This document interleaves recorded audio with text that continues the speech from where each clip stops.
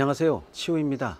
제로금리가 돼서 사실상 이자 부담이 크게 낮아진 것은 맞는데, 여기에 금리를 또 인하하다 보니까 여러 가지 부작용이 속출하는 것 같은 느낌이 들어요. 기본적으로 금리 인하가 되면 이자 부담이 낮아지는 장점이 있지만, 시중에 돈이 너무 많이 풀려서 부동산 가격이 오르는 효과를 볼 수가 있습니다. 물론 당장 어떻게 오르는 것은 아니지만 그런 것에 대한 전조 현상이 슬슬 보이는데, 이런 것은 투자자뿐만 아니라 일반 사람들도 꼭 알아놔야겠다라는 생각이 들어서 꼭 한번 살펴봐야 될 필요성이 있는 것 같습니다. 금리를 한 번 더 인하를 안 했다고 하더라도 지금 금리가 낮은 것은 사실이죠. 그런데 금리를 더 인하할 수 있다 없다, 그거는 둘째로 치고, 저는 부동산 투자가니까 결국 이렇게 해서 풀린 돈이 부동산으로 흘러갈 거라는 것은 경험칙으로 알고 있어요. 시중에 돈이 많으면 대체적으로 안전자산인 금이나 부동산 쪽으로 흘러가기 때문에, 그런 부분은 규제로 막는다고 해가지고 그것이 계속적으로 막아질 수 있을 것이라고 보지는 않습니다. 대체적으로 다 아시다시피 규제가 일어나기 때문에 풍선 효과가 일어나는 거지, 풍선 효과 때문에 규제가 나타나는 것은 아니거든요. 이렇다 보니까 시중에 풀린 돈이 갈 데가 없어요. 매매를 하자니 자금 추적과 또 각종 규제, 팔자니 또 세금도 문제가 있고요. 여러 가지 복잡 다단한 문제가 얽히다 보니까 결국은 돈이 갈 곳을 잃어버린 거예요. 그러다 보니까 풍선 효과는 계속적으로 늘어날 수밖에 없는 거고, 이제까지 나타났던 풍선 효과를 가만히 보면 규제 지역보다는 비규제 지역으로, 그리고 15억 넘는 고가 주택보다는 9억 이하의 서민들이 사는 아파트에 돈이 몰린 측면이 크죠.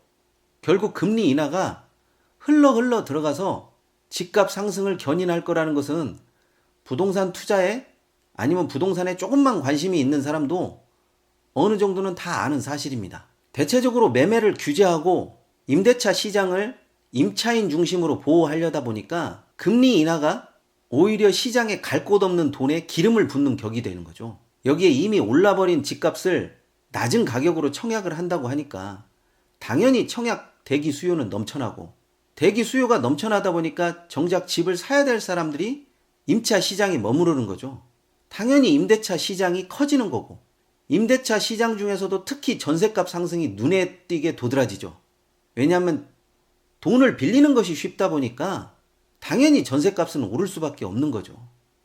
그런데 이 전셋값 상승이라고 하는 것이 결국에는 집값 상승으로 이어질 수밖에 없다라는 거죠.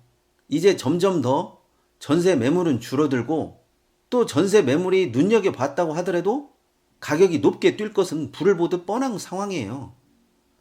이런 상황에서 부동산 투자가나 아니면 부동산 투자가가 아니라고 하더라도 금리 인하로 인한 여파를 주의 깊게 생각해 봐야 될 때가 된 것 같아요.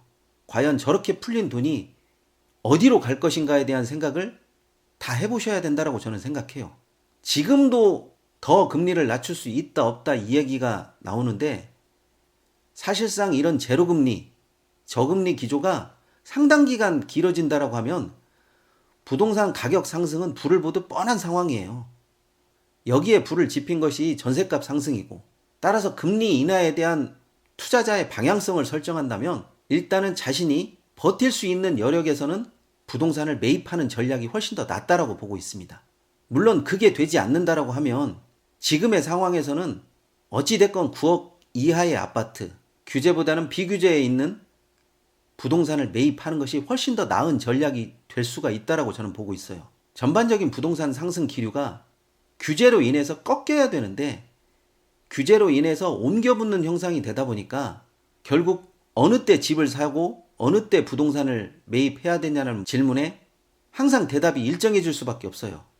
여력이 있다면 지금 당장 실행하라고 하는 그 말밖에 드릴 말이 없는 것 같아요.